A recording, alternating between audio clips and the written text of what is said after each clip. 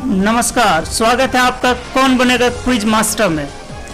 Screen पे नजर कराए रखिए, आपके सामने होंगे 1 से लेकर 10 प्रश्न और हर प्रश्न के लिए होगा आपके पास 10 सेकंड का वक्त। तो चलिए शुरू करते हैं।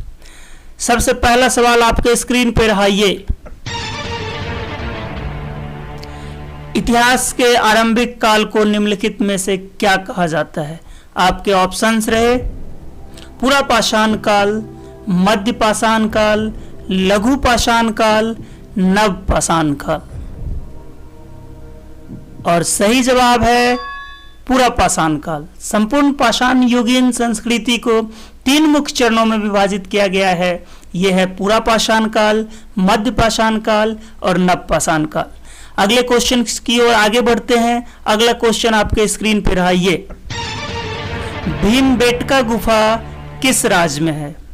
ऑप्शंस रहे तेलंगाना, कर्नाटका, ओडिशा, मध्य प्रदेश। और सही जवाब मध्य प्रदेश। यह गुफा मध्य प्रदेश के भोपाल से 45 किलोमीटर दक्षिण में स्थित है।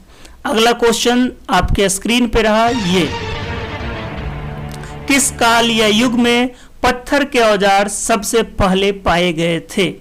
आपके ऑप्शंस रहे नव पाषाण, पूरा पाषाण, लघु पाषाण, मध्य पाषाण। और सही जवाब रहा पूरा पाषाण काल।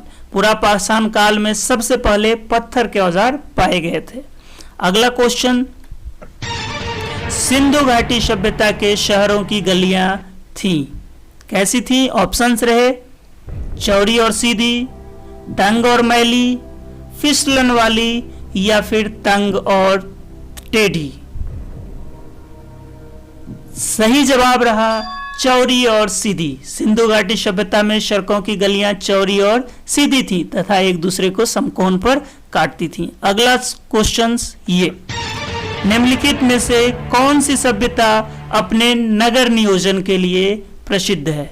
आपके ऑप्शंस रहे सिंधु घाटी सभ्यता, मेसोपोटामी सभ्यता, फारस सभ्यता या मिस्र सभ्यता। और सही जवाब रहा सिंधु घाटी सभ्यता। सिंधु घाटी सभ्यता की प्रमुख विशेषता नगर नियोजन को माना जाता है। अगला क्वेश्चन आपके स्क्रीन पे रहा ये, हड़प्पा के खंडहर किस नदी के तट पर पाए जाते हैं। हड़प्पा के खंडहर। तो आपके ऑप्शंस रहे ये रावी, झेलम, ब्यास या फिर सतलज नदी। और सही जवाब है रावी नदी। हड़प्पा रावी नदी के किनारे अवस्थित है। अगला क्वेश्चन आपके स्क्रीन पे, सिंधु घाटी सभ्यता के निम्नलिखित स्थानों में से कौन सा स्थान सिंधु नगर नदी के किनारे पर स्थित था। आपके ऑप्शंस रहे लोथल, मोहनजोदड़ो, कालीबंगा या फिर हड़प्पा। सिंधु नदी के किनारे इनमें से कौन था। और आपका सही जवाब रहा मोहनजोदड़ो।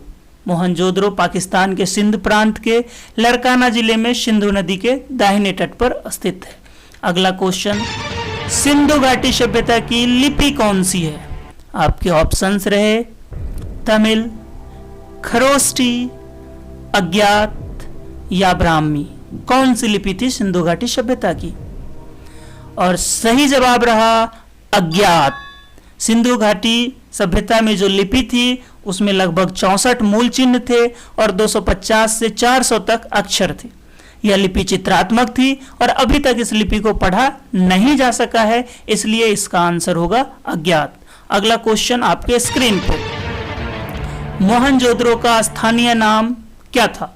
आपके ऑप्शंस रहे रेगिस्तान का टीला, नदी मुख भूमि का टीला, मृतकों का टीला या फिर जीवन का टीला। सही जवाब रहा मृतकों का टीला। सिंधी भाषा में इसका अर्थ मृतकों का टीला होता है। मोहनजोदड़ो की खोज वर्ष 1922 में राखलदास बनर्जी ने की।